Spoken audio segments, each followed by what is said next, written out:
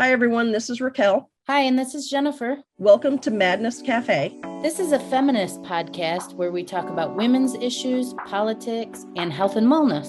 And where those issues intersect. Hey, everybody. Welcome back to Madness Cafe.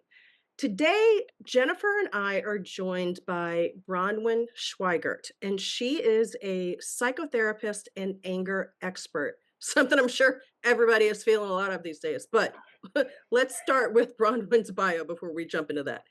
Bronwyn may be the most evocative psychotherapist you've ever heard. Instead of fixing people's messes, her goal is to elicit feelings that we're most ashamed to have, such as hatred and betrayal. She knows that even though feelings are invisible, they don't evaporate, but they store away in our bodies when they're disowned.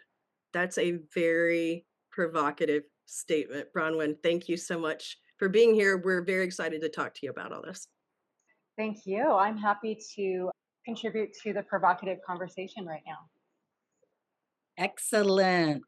So tell us about you and how you got passionate about anger. Yeah, well, how I came to become a therapist is I didn't go looking for another career. I already was very happy in my first career. I had a bachelor's and a master's degree in nutrition. That was what I was going to do. I was going to change the world. But, as would happen, life happened, and I fell into a very, very, very severe depressive episode. Thought I was losing my mind. My body was definitely having a reaction in that I was vomiting involuntarily at random times.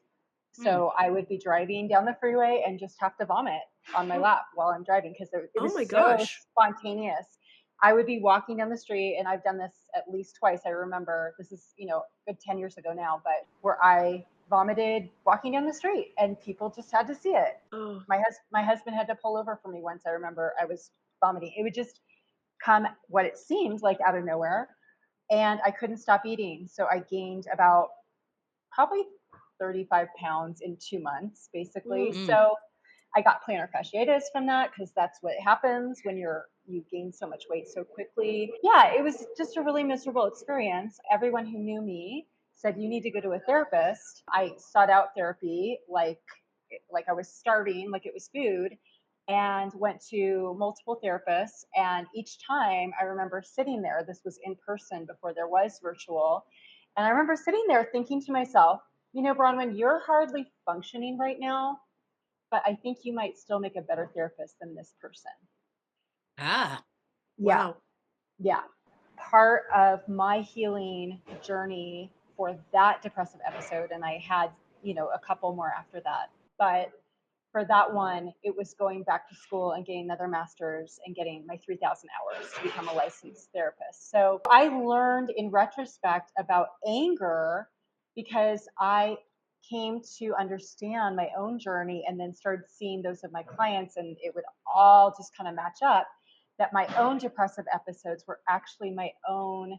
I call it suppressed anger, but I like to now call it more disassociated anger, where I was angry. In that episode, I was angry at my husband, but I was really unconscious of it. I knew I felt kind of betrayed by him, but I really just said, I tried to logic myself out of it. Like, Bronwyn, he doesn't know. Steve doesn't know what you're going through. How can you expect him to know what to do? And so I logicked myself out of it, but my body was still very, very angry. And my body was still very much trying to communicate to me that I need to be explicit and I need to communicate and I need to win back. My husband needs to win back my trust because it was a betrayal of me. So I started kind of seeing not only all depression, but all anxiety. Most of my clients have very severe anxiety by the time they first come to therapy as suppressed anger or dissociated anger. When people started coming to me with panic attacks, I'd start saying, well, what do you think you're angry at that you didn't want to be angry at or feel angry at right before that happened? And they would always have something, like every single time. So I just kind of started connecting the dots, from my own experience and then seeing it with every single client. I've even had one client who had pretty severe psychosis. She had pretty severe delusions. No, not delusions, hallucinations. Those were coming from her own suppressed or disassociated anger at her mother. So it's really at the people closest to us. That's why I said betrayal.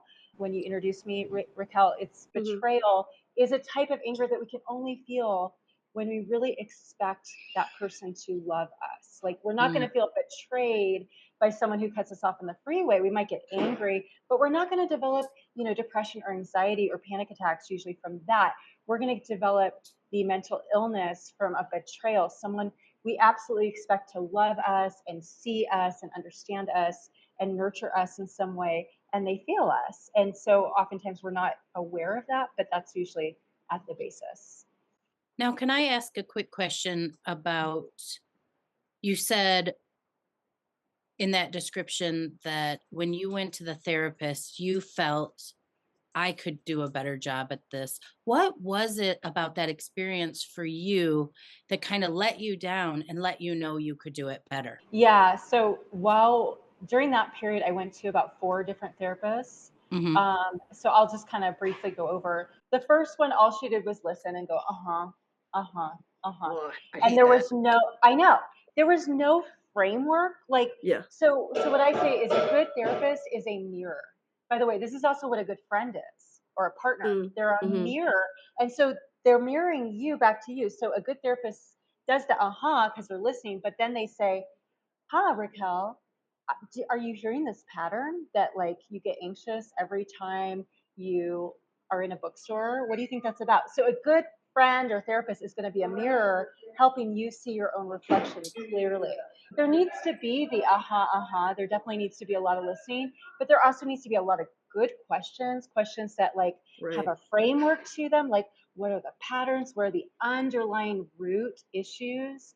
And I just did a podcast a few days ago on this, actually, on how to find a good therapist. And I called it therapeutic trauma because I've had a couple clients who've talked about their own trauma at the hands of their therapist and how to Mm-hmm. avoid therapeutic trauma. But I talk about this. I really believe attachment theory is kind of the only theory that makes sense of humans. It really is the only one I have found to be so helpful, like giving the therapist a framework to understand why, why Raquel gets depressed when people act like her mother and she's not aware of it. And she's seeing like an echo of that in this attachment figure currently. Like, that's all attachment theory. And it's the only one that makes any sense of things. So you need a therapist who's very adept in attachment theory. That provides the framework for making sense of these triggers. And so most therapists, they don't make sense. They don't adhere to an attachment theory framework. They don't do good listening with good questions, really trying to understand.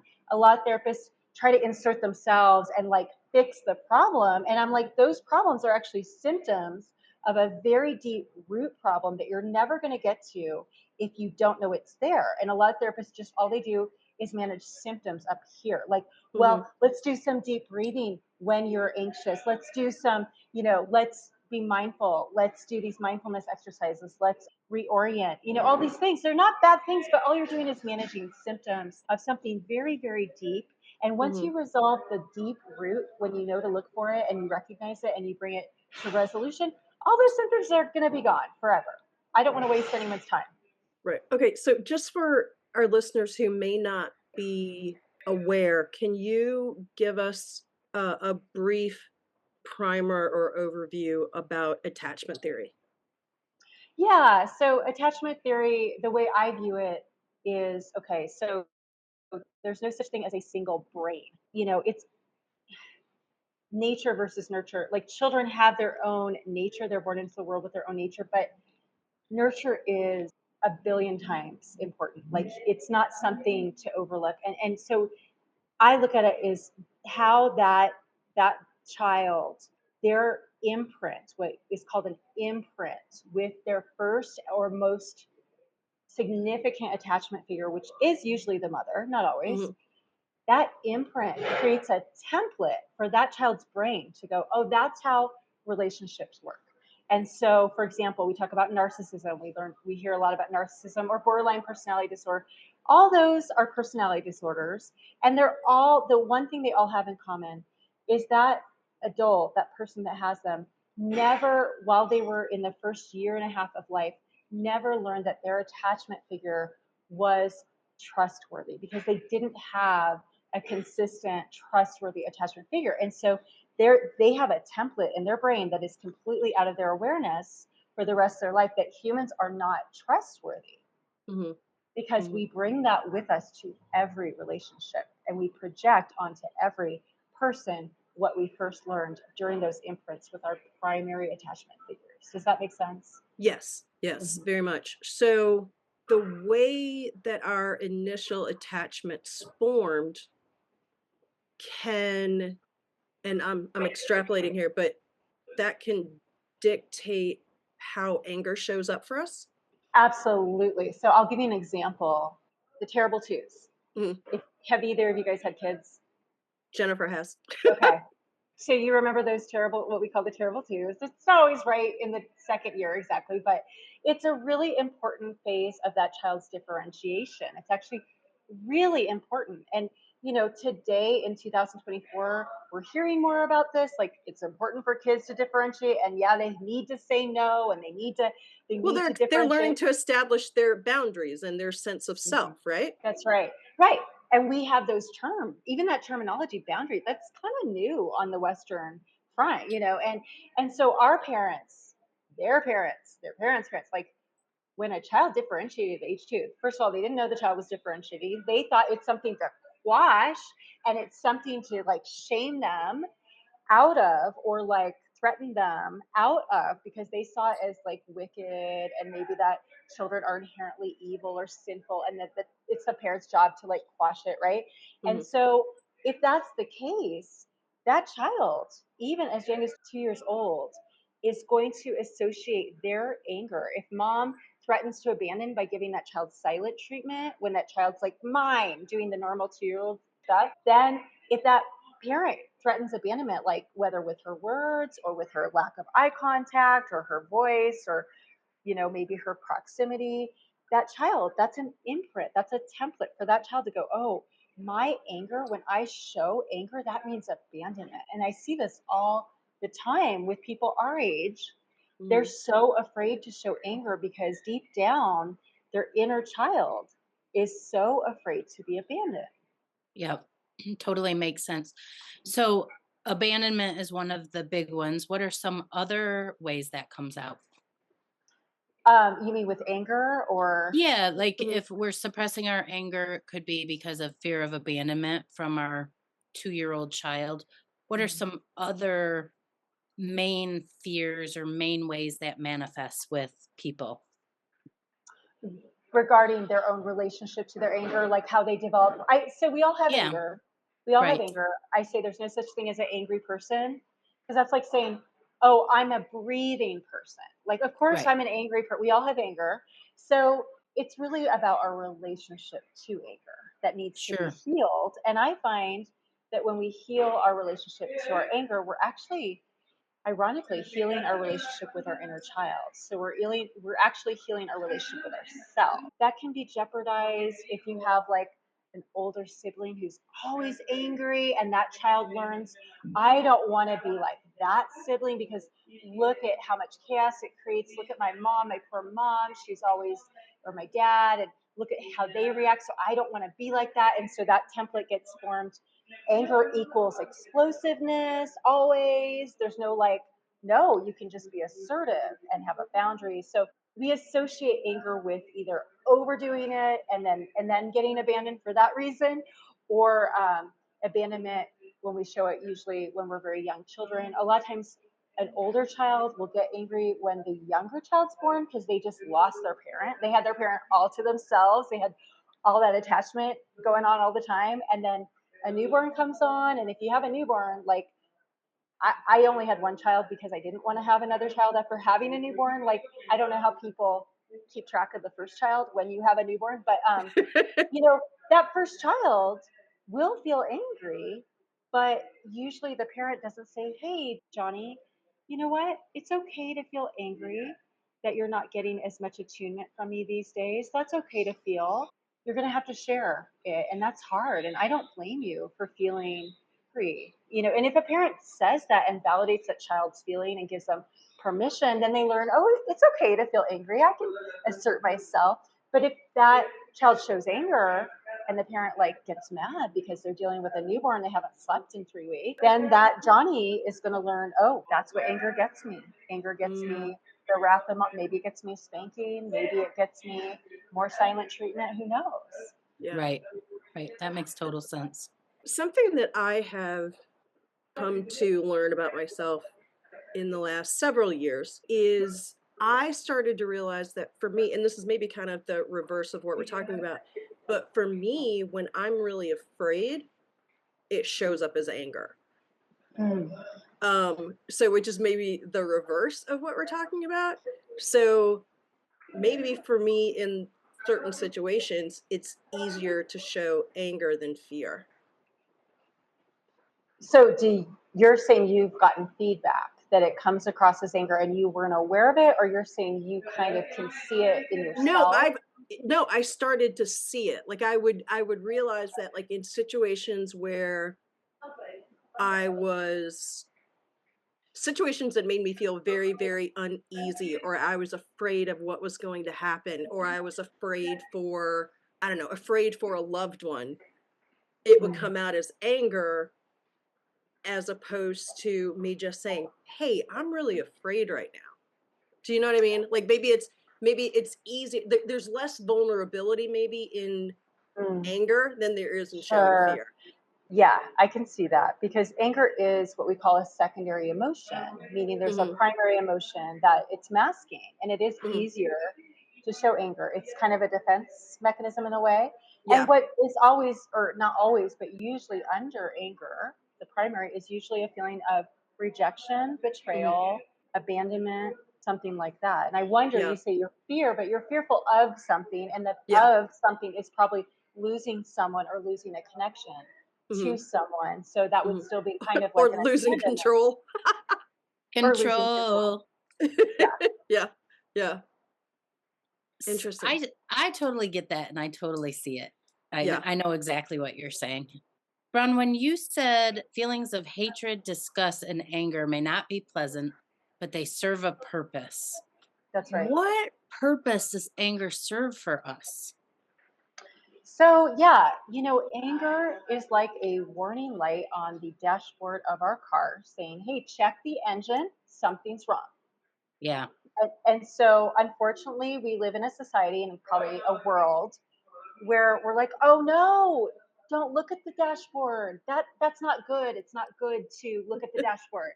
But really, it's just a warning light. That's all it is. It's saying, look under the hood and bring it to resolution. There's something that needs resolution. So if we can start to change our mindset and see it, our perspective, and see anger, it's not good or bad. It's not, why any moral judgment? It doesn't have to erupt. There doesn't have to be an explosion. But what it does is it tells us something's wrong. Let's go to what might be wrong. Let's look at that. And usually what we need from that is to channel that anger into assertiveness, boundaries, or accountability. And assertiveness, a lot of us think of assertiveness as aggressiveness, and they're not the same. Assertiveness can be just like, hey, Jennifer, I thought we were going to meet at 1 and you didn't get on our call until 1:20. And what's going on? Like, this has happened more than once. So that would be assertiveness. That's not me exploding. I'm not attacking you. I'm not using names. I'm not saying anything I regret later. Right. And for Raquel, when you feel that anger, then you could say, oh, where have I felt this before? Last time it was, I was afraid of this. Is it really fear? Right. What am I afraid of? How can I address that root? Right. How can I address that? And it's probably your little girl that's afraid, right? That's a really, really good point. That's a really good point. I like seeing it as a light on a dashboard, just telling us, check the engine, check the oil. Yeah, instead of, putting our heads in the sand. Well, not that I've ever done that, but when we do that, we get anxious or we get depressed, or we, over chronically, if we do that, my background was in nutrition, in the physical body, we get things like autoimmune disorders, we get things like chronic migraines, and we get things like digestive illnesses. I see this all the time. Or insomnia. I personally had insomnia for about 30 years. And in retrospect, now I'm sleeping like a baby, but I see that my body, little Bronwyn, was trying to tell me to break up with her dad for 30 Yeah. years. And little Bronwyn's like, no, he means well. He means well. He has a nice soft marshmallow center in the inside. I know he does. I know it's Somewhere there down there. Yeah. somewhere, and someday I'm going to see it. So Yeah. Yeah. when I finally came to live in reality and say, oh, even if that does exist, I haven't seen it enough, and it's not okay for him to treat me like he does. And it looks like I'm going to give him an ultimatum. It looks like he chose to not continue our relationship based on the ultimatum I gave him. I've been sleeping great ever since, because I've been no longer betraying myself.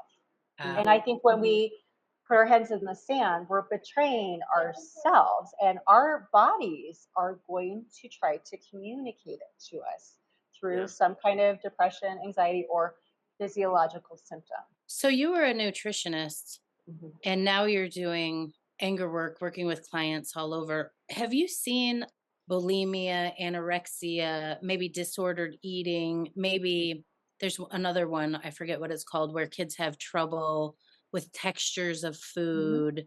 Mm. I forget what that is called, but do you see a connection between those eating disorders and suppressed anger? Absolutely. So that's so funny. I just did my 2 podcasts ago. My second to last one was about this. And so you brought up disgust and hatred, right? So I now view, this is my current, how I see things, my current perspective, as, I've had a number of clients with bulimia. I've had a number of clients with binge eating disorders where they can't stop eating.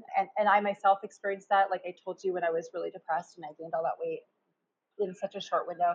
And then I've had clients with some type of anorexia or withholding, restrictive eating. And I believe they're all different. I believe that bulimia, those clients always have disgust, and our disgust is in our gut. We feel it in our gut. And they feel disgusted usually at their attachment figure, who's usually their mother. And they don't want to, they feel they don't want to acknowledge it, and they don't have anyone to validate it, and they judge themselves, and they're like, I'm not allowed to feel disgust at my mother. And so they vomit it out. It's very sanitary. Let's just get rid of the disgust over and over and over. So that is one thing I have definitely seen. The ones that can't stop eating, like where they're just kind of addicts, and I myself again experience this, a lot of times they will feel an hollowness in their gut. I myself did this the reason I gained so much weight so quickly was because I felt hollow. Like I couldn't stop eating. I felt like I was starving all the time. And here I am, a nutritionist. And that's why I gained. I was waking up in the middle of the night to eat. I was eating all day long, but they often will feel hollow in their gut. And that hollowness is often their inner child, like crying, like feeling very, very, very alone. And often their infant selves were abandoned by the mother. And they often felt very neglected by the mother and very unnurtured. And so that often comes up. That's a trigger for them.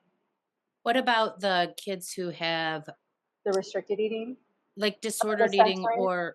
or also like the can't eat lots of foods because of the textures of them? I don't know exactly about the texture part, but I think kids that have a lot of like food aversions, I'm not sure if that's the same. There's definitely some overlap, but food aversions where their gut, they have a lot of gut problems. I think that's disgust. And then the ones who restrict, I think the ones who are restricting and becoming anorexic, that is like a silent cry, what we call an attachment protest to their mother, saying, look, I need your nurture. I'm not going to ask for it explicitly because I know you're going to reject me and I don't want to take that risk, but look at me, see how much I need you to wrap your arms around me and nurture me and care for me. What about in situations where, like, people know that they're just like, man, I've got like a whole lot of anger just sitting inside me, and I don't know where in the hell this is coming from. Like, what is this? Like, how do people how do people get to the bottom of that? Like, what are some questions they can ask themselves, or Mhm. what are some exercises or activities, or like, how do you get to the bottom of that if you're just like, my life seems fine, but I'm walking Mhm. around with like a lot of anger. What do I do? Like, Yeah, how do I get to that? How do I yeah, name it? that dissociated anger, right? Yeah, Mhm. that's a great question. I have a great answer.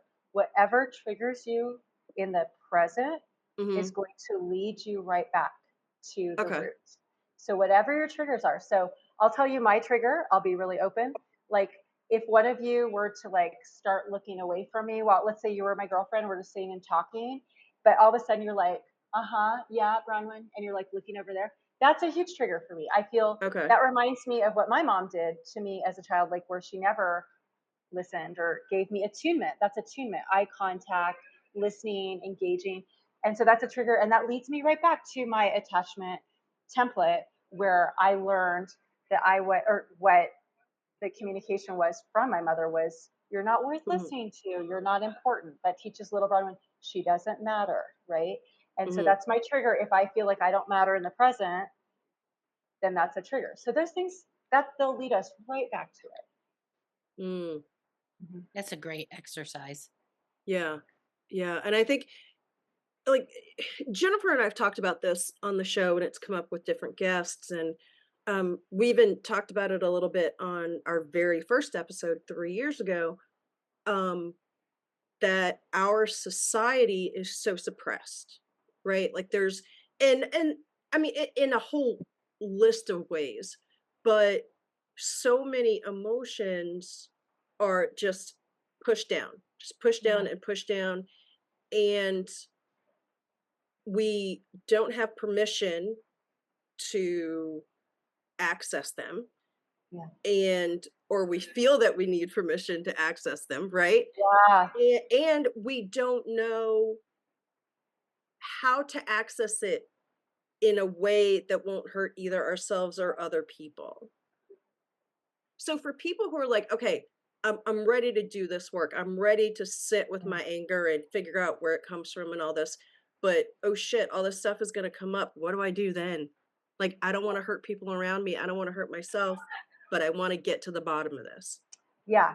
So that's a big part of the healing journey is learning to trust ourselves. So it's again our relationship with ourselves. We have to learn to trust ourselves, Hmm. but not betray ourselves. And Hmm. and and so I hear that tension what you're saying. I think the reason our society is so repressed, you said repressed or suppressed? You said repressed, I Well, think. both.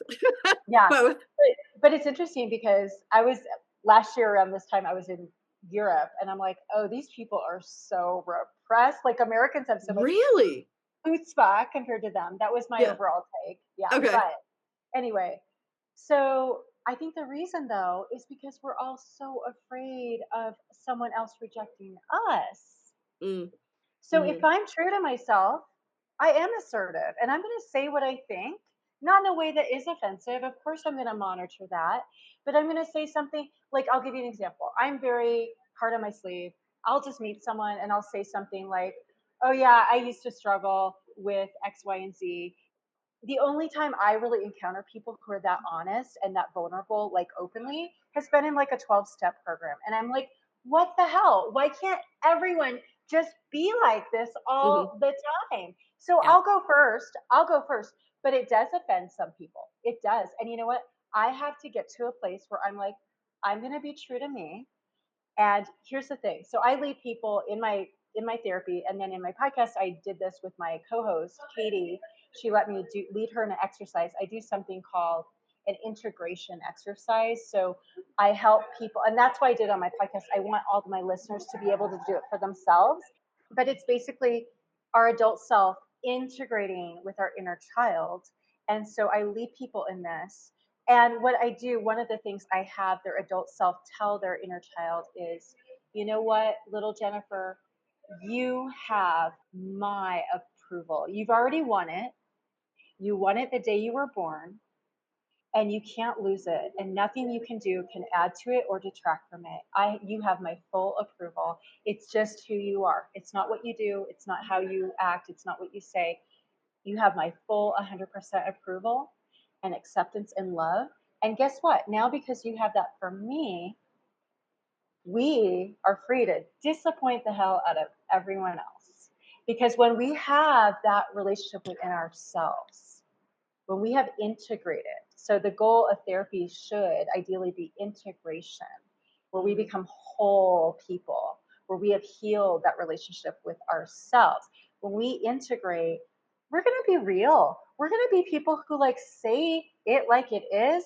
And that's going to offend some people. Other people are going to be like, I don't know what to do with this. But then other people are going to be like, I love how Jennifer just, like, there's no guesswork with her and she's so real. So it is going to attract some people, it's going to repel some people, but we're being true to ourselves, and we feel amazing. And we're also only going to be attracting the people we actually want to be friends with. So Yeah, it kind of is that's like true. a great little exclusion exercise, right? What do you think about that exercise with my full-grown adult daughters saying, I realize now I'm a great mom, but I screwed some shit up. I Yeah. I didn't do it all right, and I want you to know you have my full approval. You were Yeah. born, I love you. I messed up some stuff, but no matter what, you have my full approval. What do you think that effect would be like for our children?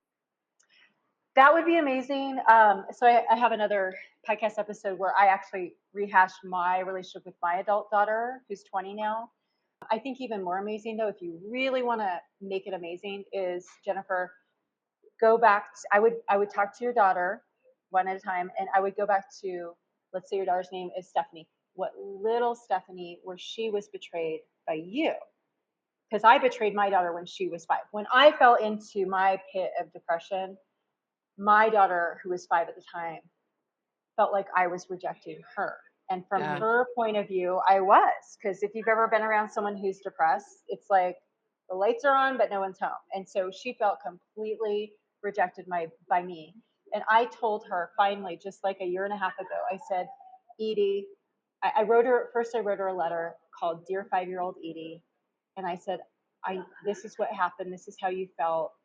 And I am so sorry. And what I need you to know is I was depressed. I was not rejecting you. And I want little Edie to know that her experience of abandonment was a mom problem, not an Edie problem. Yeah. And kind of as soon as she really experienced that and accepted that from me, we have healed our very volatile relationship that was in a bad place for 14 years out of the 20. Mhm. And we are now like good. And so it was healing. And also, I want to say this, all her anxiety diminished when that happened.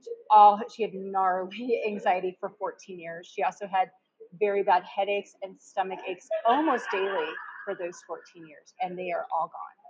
I've actually been thinking about this topic for a long time, and I have offered my girls different forms of apologies. I've also thought through my own relationship with my own mother and that how that like sort of trickles down into Yeah. and my own grandmother. Yeah. My mom used to call my grandmother the original anorexic. And that's one of the reasons why I thought this was really interesting, this conversation we just had a few moments ago about food and the suppression of anger. Mhm. And I could see what you're saying about look at me, I need you to see me, I need you to nurture me. So that if that started with my grandmother and then went through my mother and then came to me, and then my young daughter, I saw her starving herself, even Mhm. though I didn't raise her in the same way. Mhm. So I have started those apologies. It's an interesting thing because, okay, so we're talking about the primary caregiver, and I am a diehard feminist, and I believe that women should have every right and every opportunity. I also was a mother who worked fucking full time, 40 plus hours every week, and my mother was the same. Yeah. How could how could our children not feel abandoned? But Dropping them off at daycare for yeah, and right. so The point is, though, to see it from their perspective. So we have the logical upstairs brain, the right. prefrontal cortex. We have the limbic system, which is all how it feels. So little Stephanie felt like she didn't matter. And so little Right. Stephanie, restricted food maybe to get mom's attention, say, please nurture me, right? And so I would just speak to that little Stephanie and find it doesn't have to be the imprinting memory. It can be something that's emblematic of that. And just say, when I dropped you off at daycare that one day and you wouldn't get out of the car, I just want little Stephanie to know that when mom got back in the car, she cried Oh, because yes, she did. it broke her heart. And mom didn't show that to you. That's what you didn't see, that it broke her heart because even though mom was, working 40 plus hours a week, mom would have wanted to be with little Stephanie all day, any day of the week over the office, and just saying it like you're speaking to that little girl and her non-logical experience, right? Because Yeah. too many parents try to say, well, I know you felt abandoned, but you need to understand the logic. Okay, no one, our feelings make it so we can't enter the prefrontal cortex. We're stuck down here. And so even if Emotions and logic aren't always like in no, no, lockstep. no. And Yeah. and that's a problem. And a lot of therapists unfortunately do that. You come to them and you're telling them all your emotions and then they try to logic you out of them. That never works. It Right. never works. It just is counterproductive actually. So just going into the emotions, bringing resolution, bringing that apology, bringing that it broke my heart too because I wanted to be with you every single day and it still breaks my heart to remember that image still haunts me, really like getting into the emotions, into the messiness, brings resolution, wins back that trust, helps little Stephanie know, oh, I did matter to mom, I just didn't see it, but I do Yeah. now, right? And that then we can go into our logical brain and go, and then she's going to go, yeah, mom, when I think about it, you did have to work, right? And she'll do that on her own once you've resolved the issue in the limbic brain. It's so interesting because when you were saying that, those words that you were saying, I was hearing them kind of as a mother, but I was also really feeling them as a child, like really hit me at a level. And I was like, that felt like therapy. And that actually felt healing to hear that for myself. And you're not my mother. It was an Yeah, interesting experience. it's probably true to some degree, and I think we Yeah. resonate with what is true. But little Jennifer still is longing to hear that and needs to hear it. Yeah. And Because it's sort of like amplifying the emotion from the past in the present to feel what was it that wasn't fully experienced because we didn't have the language or the tools or even the knowledge to do it. A lot of this is kind of revolutionary, actually. I've seen people kind of come back to life, and then some just coming to life for the first Mhm. time. It's Yeah. powerful. So this kind of makes me think that this could possibly be a a way to begin healing generational trauma. For Yes. instance, for if, say if your parent or your grandparent or whoever your caregiver was is no longer around, or you are not in relation with that person anymore, but Hmm. you need that healing for Hmm. yourself, or if maybe you are in relation with that person but it's maybe not a conversation that can happen, Yeah. that there's a way. and and I apologize, I'm gonna sound like I'm putting words in your mouth, but I'm getting there, that there's a way that we can facilitate this healing for ourselves, right?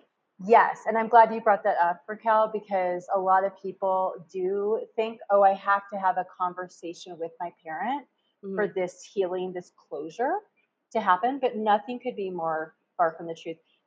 With so many of our parents, it would be counterproductive. It would mhm, actually be more triggering to try mhm, to have a healing conversation with them. And yeah, they don't have to be alive to have this closure. The closure is really healing the generational trauma that we're bringing closure to is I'm going to heal my relationship with little Bronwyn finally, mhm, because it's so funny you were saying this. Just yesterday, I told you I'm at Lake Tahoe right now. Yesterday, I was at the beach all day long with my husband and a friend. And I just was thinking, it was so beautiful. And I was thinking about the difference between me and my mom, who's now deceased. And I thought, we actually had a lot of the same vulnerabilities. And I do have empathy for her, even though she was kind of a black hole of empathy and love and nurture for me. But I also see the hurt and the brokenness that brought her to where she was. But I thought yesterday, I'm gonna just tell her right now, Mom, the buck stops here. Like, I'm 53 and I'm finally whole, and you weren't whole, grandma wasn't whole, it got passed down. And you know what? I am whole. And I wasn't whole until very recently, but I am whole. And my relationship with my daughter is whole. Like, it's integrated, it's integral, it's healed, it's whole. And like, whether you intended to hurt me or not, it often felt like you did intend. I just want to let you know, you lost and I won, because I am good. Wow. I think hearing that and knowing that we can do that for ourselves is going to be incredibly helpful and powerful for so many people, Mm-hmm. right? Because you can have a hand in your own healing. Your healing isn't necessarily in the hands of somebody else. You can do Actually, this for yourself. no one else can do it for you, even if you had the parent. I mean, Mhm. like I did with my daughter, I did bring a lot of healing to her, but she still has to do her own work too. We can Yeah. only do it for ourselves. And we also, it's how we trust ourselves. It's how we learn to trust ourselves. It's how we learn to not betray ourselves, is being true to ourselves and doing these things for ourselves. So we have to do it either way. Even if someone did have a good childhood, which I've yet to meet those someones, but they still have to do this for themselves. Yeah. Yeah. Yeah.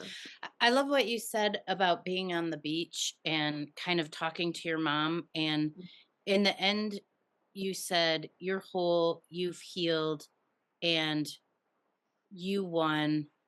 She lost, you won. And I thought to myself, no, you both won, Mm. because you are healing yourself and your daughter forward, but you're also healing yourself and your mother backwards.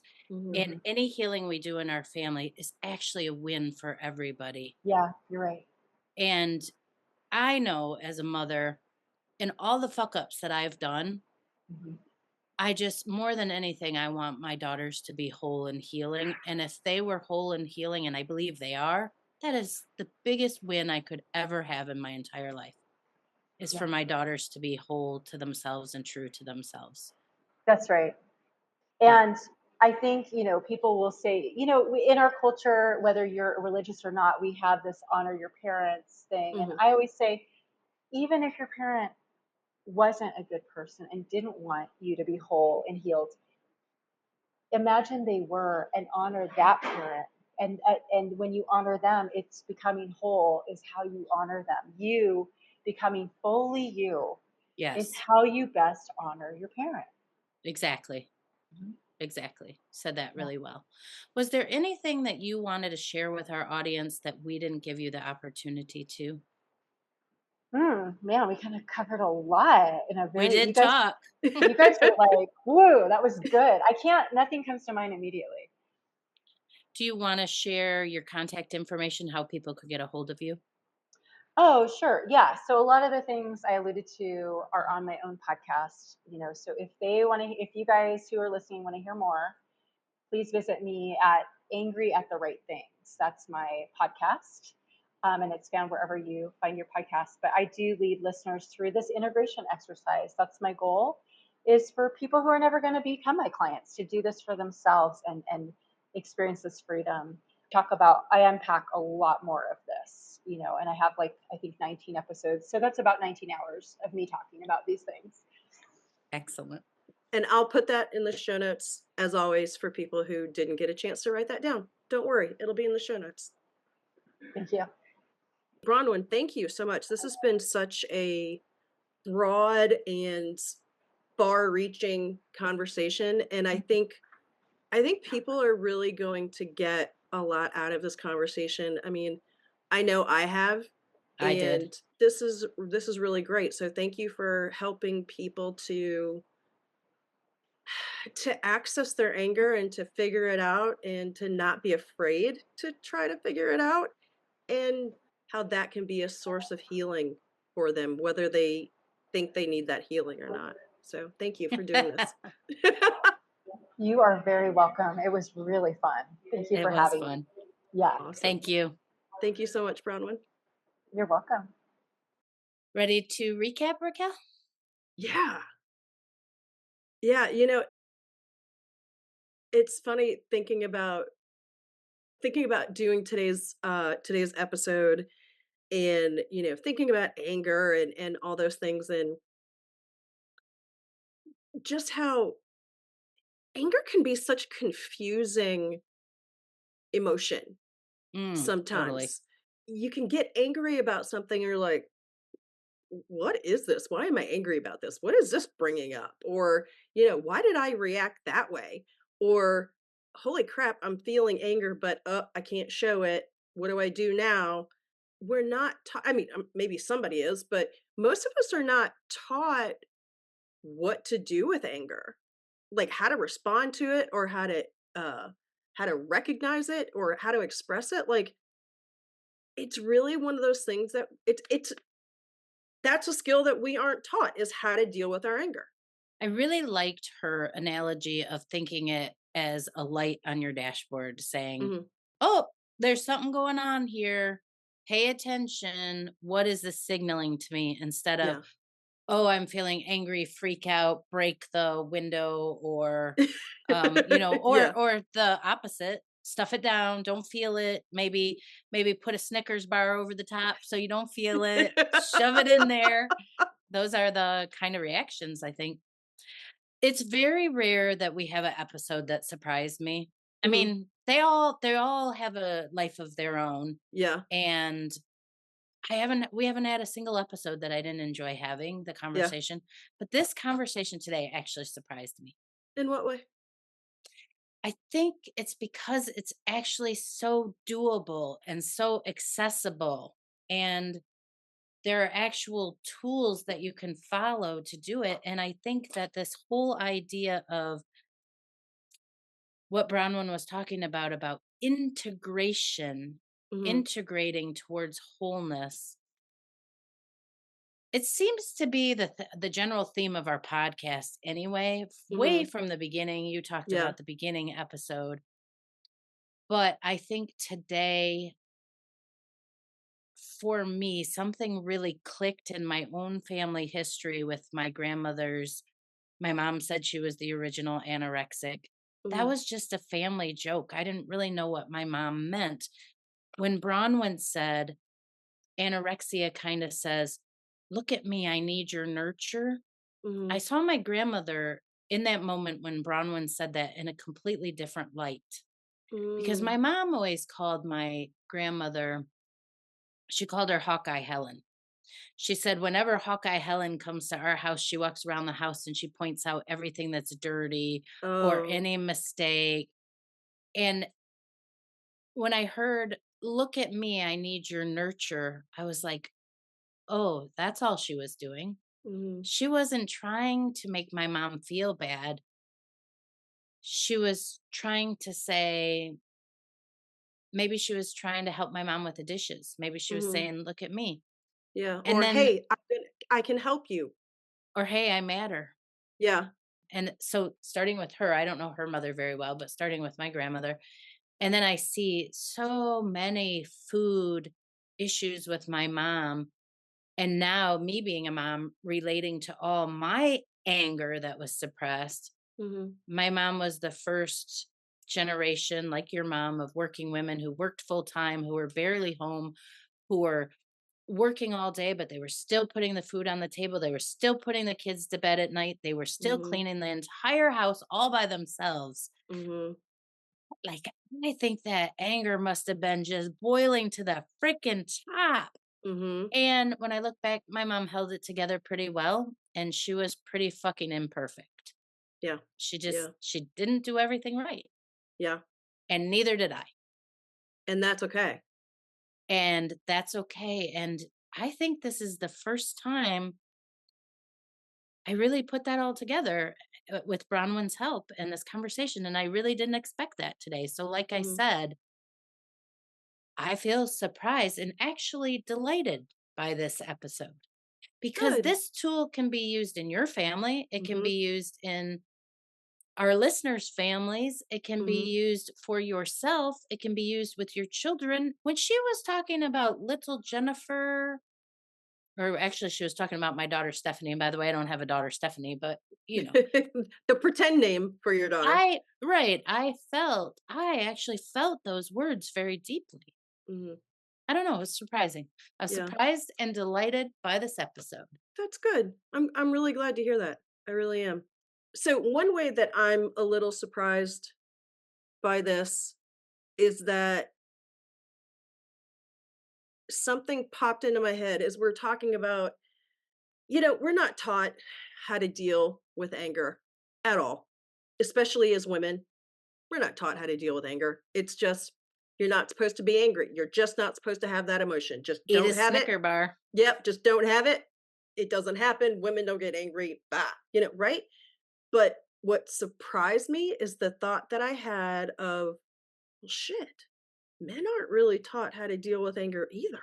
No, they I just do mean, it all more. they're taught to do is to just like play football and like smash into each other or go race cars and drive really fast or be really loud and boisterous and overpower. And none of those are necessarily effective ways to deal with anger. No, So, they're not. literally, none of us are taught how to deal with anger. None of us have that particular skill set down pat. Like, we don't have that manual. Talking to Bronwyn today, we can we can figure out that we need to sit with it for a minute and we need to integrate with our little inner children. We need to take some time to we need to be still, we need to listen to ourselves, we need to slow down a little bit and really tune into ourselves. And that's something that our society doesn't do very well, but we need to learn it for our own Sanity, sanity and for our health. own sake, for our own health, physically, mentally, societally. This is something we need to do, and it can be done. Yeah, and actually, now that you're saying that, you could actually extrapolate that out. Mhm. We as individuals have not been taught how to deal with our anger. Neither have our school systems, businesses, neither have our governments, Our neither have our leaders. countries, our leaders. So, how do we deal with anger? Keep Make America great again and Yeah, keep America number one. and And keep starting wars and keep yeah, stealing other countries' resources and another reason to really work on our own individual healing, thus leading to the healing of the collective. absolutely. This was a really important discussion, and I'm really glad that Bronwyn came on to get this ball rolling. I want to encourage our listeners. This is my call to action to our leader, I mean to our listeners. And to our leaders And our and leaders. and our leaders. Yeah, yeah. Wow, Freudian slip. Is do this. Have have the conversations with your loved ones. Have the conversation with yourself. Think about your anger and where it's coming from and what it's trying to tell you and how you can learn from it and how you can learn to express it in a way that is not detrimental to yourself or to others. Perfect call to action. And if you need some help in that, you can go and listen to those episodes of Bronwyn's Mhm. podcast, Angry at the Right Things. What a great conversation. Yeah, it was good. Thanks, partner. Thanks, partner. Thanks everyone for listening today. We will be back with more Madness Cafe next week. You can find us on Instagram at Madness Cafe Podcast or email us at madnesscafepodcast@gmail.com. Bye.